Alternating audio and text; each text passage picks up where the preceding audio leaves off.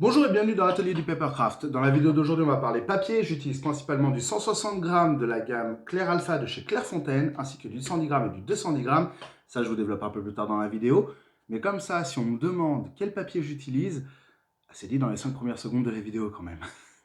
J'avais envie de faire ça. Mais avant de commencer, je voudrais vous dire merci, même 1000 fois merci, puisque depuis le 1er avril, et c'est pas une blague, on a dépassé les 1000 sur la chaîne. Donc un grand merci à vous. Et d'ailleurs, je suis en train de vous préparer un petit décor pour les prochaines vidéos. Voilà, ça va un petit peu changer. Allez, on se retrouve tout de suite pour la vidéo sur le papier, parce qu'elle est déjà assez longue comme ça. Encore une fois, mille merci à vous. Et pour commencer cette vidéo, on va parler du format du papier. Alors, je sais que normalement, tout le monde sait ce que c'est que le format du papier, mais sachez que ce papier, cette dimension-là, qui fait 21 cm par 29,7, oui, c'est un bloc, hein, je ne me suis pas embêté à prendre juste une feuille, eh bien, ce format s'appelle le format A4. Il existe un autre format qui est le format A3 et qui, comme vous pouvez le voir, est l'équivalent de deux formats A4 dans cette position-là. Et je vais tout de suite démystifier quelque chose parce que je m'étais trompé moi-même à une époque, puisque je me suis dit, vu que ça fait deux fois une feuille A4, eh bien, la surface d'impression est donc doublée. Que nenni, messieurs, dames, c'est 40% plus grand, puisque oui, j'étais un petit peu bête à l'époque, c'est qu'on ne prend pas l'impression dans ce sens-là, mais on prend l'impression dans ce sens-là. Et là, on voit bien qu'on n'a pas deux fois notre feuille, mais seulement 40% plus grand. Voilà, petite information comme ça. Et oui, on va aussi parler canson dans cette vidéo. Donc, le format A4, d'où il vient? Petit point culture, comme ça, c'est gratuit, c'est cadeau. Eh bien, en 1790, peu de temps après la Révolution, enfin dans les années 1790, Lazare Carnot, un politicien, physicien et mathématicien, a donné une généralité dans la feuille de papier qui va être le format A0, en contradiction avec le format Aigle qui était lui proposé par un certain Napoléon. Le format A0 avait pour principe justement d'être un format rectangulaire dont la surface fait 1 mètre carré. On va expliquer ça plus simplement. Mais je veux quand même qu'on parle un peu chiffres. Je sais, c'est chiant, vous n'aimez pas forcément les chiffres, mais moi j'adore ça, ça m'éclate. Donc le format A0 a une dimension de 84,1 cm par, je relis mes notes, 118,9 cm. Ce qui fait que si on multiplie la hauteur par la longueur, nous obtenons un total de 9 999,49 cm², soit 10 000 cm², soit 1 m². Voilà, le compte est bon. Mais pourquoi je vous parle du format A0? Puisque là, on est en train de parler du format A4 et A3. Eh bien, c'est parce que justement, ces formats ne sont pas faits au pif. Ce n'est pas des dimensions où on a dit, bon, on les met comme ça et puis c'est tout. Si on prend une feuille au format A0 et que l'on sépare en deux parties égales, on obtient deux feuilles au format A1 et on a fait une coupe. A1 signifie un format A0 coupé une fois. Si on coupe une feuille au format A1 en deux, on obtient deux feuilles au format A2. Une feuille A0 coupée deux fois. Si on coupe une feuille A2 en deux, on obtient deux feuilles au format A3. Si on coupe une feuille au format A3 en deux, on obtient deux feuilles au format A4. Ce qui veut dire que le format A4, comme celui-ci, c'est un format A0 coupé 4 fois. Ce qui signifie aussi que dans une feuille au format A0, on obtient 16 feuilles au format A4. Hein, je vous rappelle, deux feuilles au format A1, si on les sépare toutes les deux, ça fait 4 feuilles au format A2. Si on les sépare toutes les 4, ça fait 8 feuilles au format A3. Et si on les sépare toutes les 8, 16 feuilles au format A4. Le calcul n'était pas difficile. Par conséquent, on va le prouver d'une autre manière. Je vous rappelle, ça fait 21 cm par 29,7 cm, ce qui nous donne un total de 623,7 cm carrés. Que l'on multiplie par 16, on obtient 9 979,2 cm². Je lis mes fiches en même temps, hein, je triche un peu. Mais on obtient cette dimension-là qui est très proche effectivement du 9 999,49 cm². Donc les 10 000 cm², ils y sont. Il y a de la perte avec la découpe, mais effectivement, c'est valide. 16 feuilles au format A4 font bien une feuille au format A0. Et donc maintenant, il est temps qu'on passe au grammage. Et si je vous ai embêté tout ça avec ces calculs de mètres carrés, etc., c'est tout simplement parce que ces feuilles-là, on va prendre cet exemple-là qui est très bien, ces feuilles-là font 160 grammes. Mais 160 grammes au mètre carré.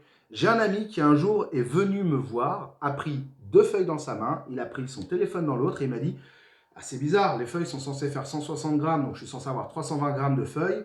Et pour autant, mon téléphone, qui fait moins de 300 grammes, est quand même beaucoup plus lourd que les 2 feuilles. Et donc, il faut savoir que les 160 grammes, ce n'est pas par feuille, mais par une feuille, enfin par feuille A4, je veux dire, mais par feuille A0, donc au mètre carré. Par conséquent, on peut faire une vérification avec la balance de cuisine que j'ai chez moi. J'ai pesé une feuille en 160 grammes et elle fait bien 10 grammes. Et je vous rappelle qu'on a vu juste avant que 16 feuilles faisaient la dimension d'un format A0. Si on multiplie par 16 les 10 grammes de la feuille, on obtient bien 160 grammes. Le compte est bon. Oh, j'adore les maths. Bon, allez, j'ai fini de vous faire chier avec les maths. Maintenant, on va réellement parler grammage. Quelle est l'utilisation du grammage et qu'est-ce que j'en fais moi? Et déjà, on va parler de plusieurs grammages. Déjà, de 3 grands grammages dans 2 grandes papeteries. Donc, Clairefontaine, avec le 110 grammes, le 160 grammes et le 210 grammes. Et le Canson, avec le 125 grammes, le 180 grammes et le 224 grammes. J'en profite toujours un petit peu, je vous reparle un petit peu vite fait du format, mais il y a ici des feuilles en 24 par 32 cm. Voilà, c'est un autre format. Je n'ai pas fait de recherche plus aboutie que ça parce que ça ne m'intéressait pas plus que ça. Mais comme mon imprimante pouvait prendre jusqu'à 22 cm de côté, je coupais à peu près 2 cm, ce qui fait que j'avais des feuilles qui étaient en 22-32 et ça me permettait de pouvoir imprimer un poil plus grand que classiquement avec une feuille 21-29-7. Voilà. Maintenant, la raison du 24-32, je vais vous avouer que je me cogne un petit peu, donc j'ai pas regardé ce que c'était. Je suis un très mauvais youtubeur. Bref, on va parler Canson et on va parler Clairefontaine. Et on va commencer par le 110 grammes de chez Clairefontaine et son équivalence en 125 grammes de chez Canson. L'avantage de ce papier, c'est qu'il est très souple. Il est très fin, mais il reste quand même assez résistant et assez cartonné. Donc c'est très bien pour faire des petites statuettes. En tout cas, c'est comme ça que moi je l'utilise. Nous ne l'oublions pas. C'est très bien pour faire des petites statuettes ou pour faire des détails comme des mains, des visages, ou même généralement ce qui est organique, c'est comme ça que je le fais. Par exemple, sur le buste de Zorro, un peu plus réaliste que j'ai fait, le corps est en 110 grammes, justement pour avoir le moins de force de pliage. Et ça permet aussi de pouvoir tricher. On peut un peu tirer ou le rabattre sur lui-même afin de coller convenablement sur les languettes. De plus, comme c'est un papier qui est peu épais, l'effet escalier, je vous parle vite fait de l'effet escalier, c'est la superposition des feuilles sur la languette. Vous avez votre feuille avec la languette, quand vous allez venir coller votre autre feuille dessus, il y a une petite marge qui se crée puisque le papier a une épaisseur. Et bien ça, c'est ce que j'appelle l'effet escalier. Et l'avantage du 110 grammes, et du 125 grammes, c'est que par sa finesse, l'effet escalier est un peu moins marqué que sur les autres papiers. Donc le seul désavantage que j'ai à donner à ce grammage léger, il est un peu moins résistant que les autres. Par conséquent, il faut plutôt l'utiliser pour des parties hautes comme les cheveux ou en bout de main par exemple. Ça sera beaucoup mieux. Et n'oubliez pas, ce n'est que mon avis. Maintenant, on va partir sur du 160 grammes ou son équivalence Canson, 180 grammes. L'avantage de ce papier, c'est qu'il fait tout. Voilà, il est utile dans pas toutes les conditions, mais dans la majorité des conditions en tout cas. Je l'utilise principalement sur des modèles qui vont jusqu'à 50 cm de haut. Et ça, c'est très bien. Ça permet de faire vraiment on fait un peu ce qu'on veut. C'est assez résistant, c'est pas trop lourd non plus. Le pliage va être un peu plus marqué que sur un grammage plus léger. Mais d'un autre côté, il y a une résistance qui est un peu meilleure. Vraiment, pour le coup, le 160 grammes Clairefontaine et le 180 grammes Canson, c'est le top. Pour moi, on fait tout avec. Après, chacun aura sa sensibilité. Il y en a qui préféreront du plus léger, il y en a qui préféreront celui-là, comme moi. Voilà, chacun voit 14 heures à sa porte. Et je sais, ce n'est pas l'expression. Le 160 grammes ou le 180 grammes, et c'est très bien pour démarrer. Ensuite vient le 210 grammes de chez Clairefontaine et le 224 grammes Canson. Alors là, j'ai du 200 grammes Canson. Je vous expliquerai après pourquoi. Mais là, j'ai du 200 grammes Canson, mais imaginons que c'est du 224 grammes Canson au format A4. Eh bien, l'avantage de ce papier, c'est sa résistance. Il est très costaud comme papier. Par conséquent, il supporte plus facilement d'avoir de la charge sur lui. Et moi, c'est ce que j'ai utilisé pour des bases. Si par exemple, je fais des personnages taille réelle, je vais prendre l'exemple du Alphonse que j'ai fait, les jambes et le torse étaient faits en 210 grammes Clairefontaine, parce que je trouvais que c'était quand même bien plus pratique et bien plus résistant. Voilà, tout simplement, il ne faut pas chercher plus loin. L'avantage aussi du 210 grammes, c'est sa résistance dans le temps. Il prend beaucoup moins l'humidité que les deux autres, puisqu'il est plus épais. Mais à contrario, il est plus épais. Par conséquent, l'effet escalier est beaucoup plus marqué qu'avec les deux autres. Alors, je vous ai déjà donné une technique pour camoufler l'effet escalier, mais je vous la redonne ici. Vous prenez tout simplement des feutres de la couleur la plus proche que vous voulez, et puis vous colorez la tranche du papier coupé de la couleur de votre texture. Comme ça permet de... Voilà. Après, il existe une autre solution, c'est d'utiliser du papier qui est déjà coloré, qui est teinté dans la masse. Et là, l'effet escalier, pour le coup, il s'estompe très facilement. Toujours est-il que le 210 g Clairefontaine ou le 224 g Canson, c'est très pratique pour avoir quelque chose de résistant et de fort. Généralement, je l'utilise au-delà de 50 cm sur une création. Ça permet d'avoir une bonne base bien solide. Ou alors, à l'intérieur des créations, c'est ce que j'utilise aussi, à l'intérieur des créations pour renforcer quand je mets mes renfaux. Et les renfaux, si vous ne savez pas ce que c'est, dans mes créations, je mets des pièces qui sont à l'intérieur, qui tranchent à certains endroits, qui viennent se coller languette contre languette, et qui permettent à la fois de garder la forme du papercraft, mais aussi d'augmenter sa résistance, son maintien et sa tenue dans le temps. Et j'utilise pour ça généralement du papier 210 grammes, 224 grammes, voire même du 250 grammes. On a vu les trois grands papiers et dans quelles conditions je les utilise. Maintenant, il est temps qu'on parle de la différence entre Canson et Clairefontaine. Je vais vous montrer une feuille Clairefontaine. Alors, je ne sais pas si ça va bien rendre à la caméra, mais elle est blanche, elle est lisse, elle est soyeuse, elle est douce et de deux côtés. Voilà, et quand je vous dis qu'elle est blanche, c'est émail diamant. Voilà, vous aurez la rêve, vous n'aurez pas la rêve, c'est émail diamant. À côté de ça, voici une feuille Canson. Elle est blanche, elle est granuleuse, un peu lisse de l'autre côté, elle n'est pas complètement lisse, mais surtout, elle n'est pas complètement blanche. Je ne sais pas si ça rend vraiment bien la caméra, mais celle-ci est beaucoup plus jaune que celle-là. Par conséquent, si je veux imprimer des yeux et que j'ai du blanc de l'œil, mon imprimante n'imprimant pas en blanc, c'est quand même mieux d'avoir un vrai blanc, ou même pour des vêtements, des trucs comme ça, si c'est censé être blanc, je préfère utiliser une feuille qui est très blanche. Voilà. Et je vais vous donner une petite astuce, puisque le Canson, je l'utilise beaucoup, mais j'utilise aussi de la gamme Esquisse. La gamme Esquisse, c'est le Canson de chez Clairefontaine. Et pour le coup, c'est peu perceptible, mais ça se voit quand on les a côte à côte. Le Esquisse est un poil plus blanc que le Canson. Et pour le coup, le Esquisse, pareil que le Canson, il a un côté lisse, un côté granuleux.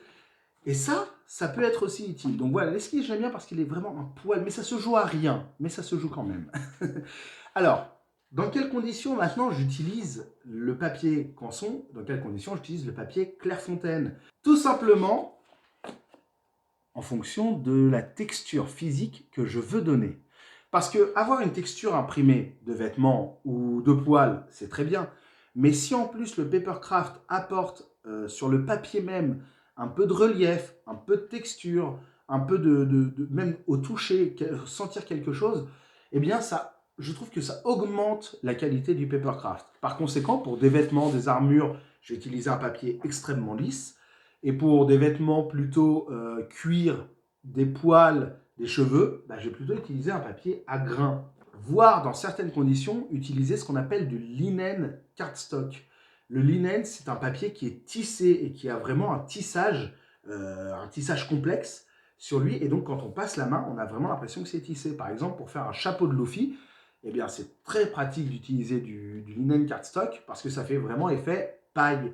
C'est-à-dire qu'il n'est pas tout lisse, il n'est pas granuleux, il a vraiment un effet tressé, et ça c'est joli. Donc voilà, dans les conditions dans lesquelles je vais utiliser différents papiers, c'est en fonction de la texture visuelle que je veux donner en plus au papercraft. Donc pour l'armure d'Edouard Elric, j'utilise entièrement ça. Mais par exemple, pour la tenue de Alphonse Elric, vu qu'il a un cuir qui est très lisse sur le pantalon, je vais utiliser ça. Et vu qu'il a une veste qui est un peu plus tissu, mais un peu plus rough, je n'ai plus le terme français exact, je vais utiliser ceci. C'est donc le Canson, celui qui a grain, celui qui a une texture visuelle, ça permet d'apporter, à mon sens, un plus au papercraft. Après, c'est pas une obligation, c'est juste moi qui suis comme ça. Ne l'oubliez pas. Maintenant, pour reparler un peu de la blancheur des feuilles, je vous ai montré du Canson Graduate. C'est des feuilles qui sont extrêmement blanches. On va la retrouver, c'est très bien. Voilà. Elles ont l'avantage d'être lisses, même si elles sont légèrement piquées, mais elles sont pareilles des deux côtés. Donc là, pour le coup, contrairement à la feuille Canson classique qui, elle, a un côté grain, un côté lisse, eh bien celle-là, si on l'inverse dans l'imprimante et que ça se retourne dans l'impression, c'est pas trop grave. faut y penser. Pour l'autre, là, celle-là, on n'a pas trop besoin d'y penser. Elles sont très bien parce qu'en plus, elles sont... là, pour le coup, c'est du 200 grammes, donc c'est de la bonne résistance. Mais elles sont très bien parce qu'elles sont très blanches. Et donc ça, c'est cool. Je vous l'ai dit, j'aime beaucoup le papier qui est extrêmement blanc. Ce n'est pas une question de spécisme, c'est juste une question d'impression, tout simplement. Donc là, on a parlé des différents papiers que j'utilise, de la différente raison. On a aussi parlé d'autres papiers un petit peu obscurs et d'une forme un petit peu obscure qui est le 24-32. Voilà, je pense avoir fait le tour. Je vous ai donné les raisons de quel papier j'utilise et les conditions de quel papier j'utilise aussi. J'espère que cette vidéo aura été instructive pour vous. Déjà, c'est l'essentiel puisque c'est un peu le but de cette vidéo. Si vous avez des questions, n'hésitez pas à les poser en commentaire. Si vous n'avez qu'une question, posez-la aussi. Si vous en avez plusieurs, posez-les. N'hésitez pas, faites-vous plaisir. L'espace commentaire est là pour ça. Si vous avez d'autres techniques, d'autres utilisations de papier, n'hésitez pas aussi à m'en faire part, à me dire « moi j'utilise tel papier pour telle raison » parce que j'adore découvrir.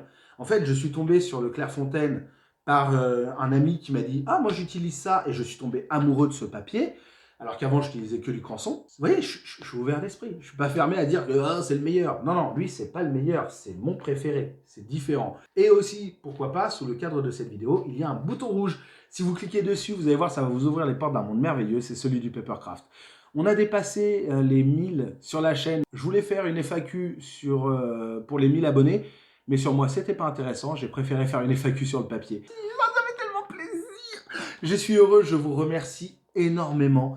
Sachez-le, je vous adore tous autant que vous êtes. Faites du Papercraft. N'hésitez pas aussi à me taguer si vous faites mes créations sur Instagram. Vous avez mon compte Instagram qui s'affiche juste ici. Vous aurez le lien dans la description. Pour tout ce qui est papier, je vous invite à chercher soit en magasin, soit sur Amazon. Moi, par exemple, le Clair Alpha, je le prends à Bureau Vallée. Voilà, j'ai un Bureau Vallée pas loin de chez moi. Je le prends là-bas. C'est des amours en plus. Ils sont super gentils. Et tout ce qui est autre papier, généralement, je trouve ça en magasin, je trouve ça sur Internet, je fouille, je farfouille et je trouve tout mon bonheur. J'utilise, petite information aussi de dernière minute, j'utilise jusqu'à du 300 grammes qui peut passer dans mon imprimante de maison. J'utilise jusqu'à du 300 grammes, mais je l'utilise rarement parce que c'est un papier qui ressemble à du carton. C'est beaucoup trop dur, beaucoup trop épais et le plier, ça casse le papier. Donc, j'ai pas encore vraiment d'utilisation intéressante pour ce papier-là. J'y trouverai sûrement quelque chose. En attendant, ça me sert à faire des bases où c'est juste couper droit pour avoir quelque chose de résistant et de solide en dessous. J'ai fait le tour de ma vidéo. J'espère qu'elle vous a plu. N'hésitez pas aussi, tout ça, à me dire en commentaire combien vous m'aimez parce que ça me fait toujours plaisir. Et sur ce, mesdames, mesdemoiselles, messieurs, je vous souhaite à tous de passer une bonne journée, une bonne soirée ou une bonne nuit en fonction de l'heure à laquelle vous regardez cette vidéo. Ciao! Et puis moi, maintenant, j'ai tout mon papier à ranger. Bisous!